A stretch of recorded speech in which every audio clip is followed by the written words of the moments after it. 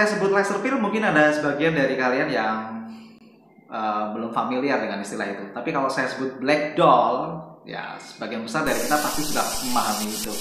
Padahal black doll dan laser peel itu adalah istilah yang sama.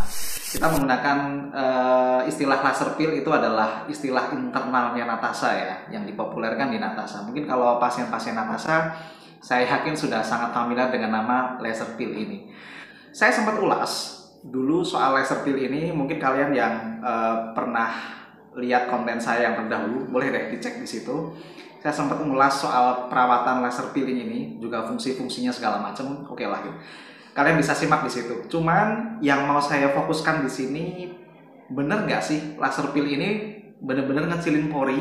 Ya, kebetulan saya ada device yang bisa untuk melihat ya kondisi pori ya, sampai level pori kita bisa zoom di situ. Kita lihat beneran gitu loh kondisinya before perawatan dan after treatmentnya tuh kayak gimana gitu kalau kita kerjakan dengan laser peel ini atau black doll ini gitu. Oke, yuk kita simak bareng-bareng. Cus.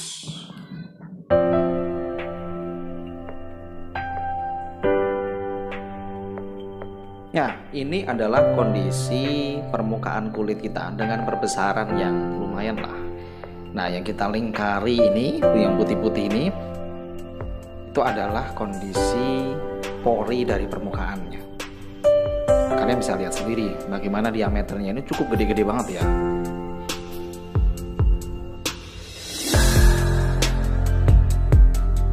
Nah, sekarang coba kita bandingin dengan kondisi setelah kita tembak dengan laser peel ya. Ini benar-benar kondisi porinya jauh lebih kecil ya, dan lubang porinya jelas lebih samar di sini. Kita sandingkan seperti ini jauh lebih jelas ya, penampakannya seperti apa. Kalian bisa lihat sendiri, benar-benar dia signifikan lah perubahannya. Bahkan dalam kondisi yang memang kita perlu, kita bisa kerjakan serial agar hasil terapinya bisa maksimal. Nah, itu dia bagaimana microscopic view-nya. Kalian bisa lihat sendiri. Ternyata memang bener ya. Jadi kondisi before after-nya itu memang cukup lumayan lah gitu. Untuk pengecilan porinya itu lumayan bagus gitu loh. Kalau kalian tahu mekanisme kerja dari laser peel itu adalah dia tembakan laser ini akan mengenai karbon yang ada di situ ya, yang sudah dioleskan di situ.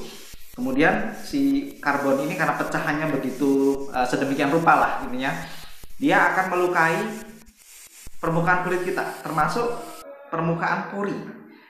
Maka setelah healing proses, maka dia bisa untuk mengecil gitu. Memang tujuannya ke sana gitu.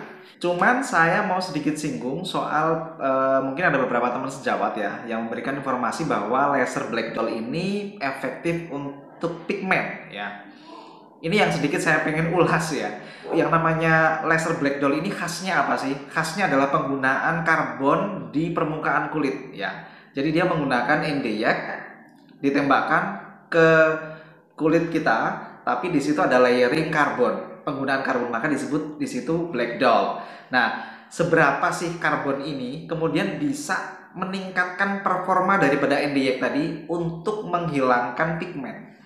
Ini pertanyaan yang harusnya maksud saya adalah untuk mengklaim bahwa black doll ini ke arah sana gitu, ke arah pigmen gitu. Karena sejauh yang saya tahu, mau menggunakan fluence berapapun ya, dari yang rendah sampai mungkin agak tinggi lah gitu, itu tetap akan membreakdown melanosum gitu.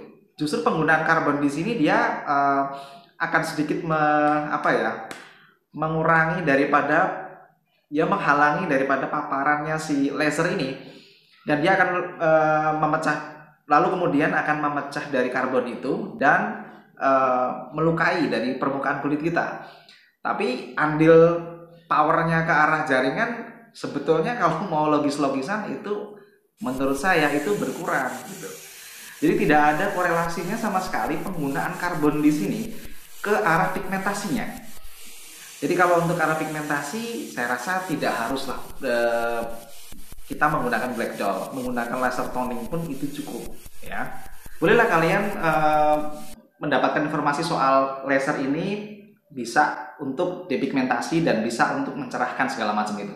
Cuma memang penggunaan karbon ini sama sekali tidak ada korelasinya ke sana. Sebetulnya penggunaan karbon ini diperuntukkan untuk tekstur di bagian atasnya dan juga mungkin porinya itu mungkin lebih rasional. Gitu ya.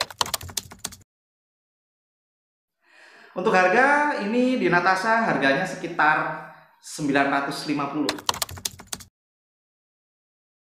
Ya, buat kalian-kalian yang tanya harga, ya selalu komen begitu. Ini sebetulnya setiap kali saya bikin konten, kalau nggak di deskripsi, saya singgung juga di videonya. Jadi selalu simak sampai selesai ya. Oke, mungkin cukup sekian konten kali ini. Kapan-kapan kita ketemu lagi, kita ulas hal-hal yang lain.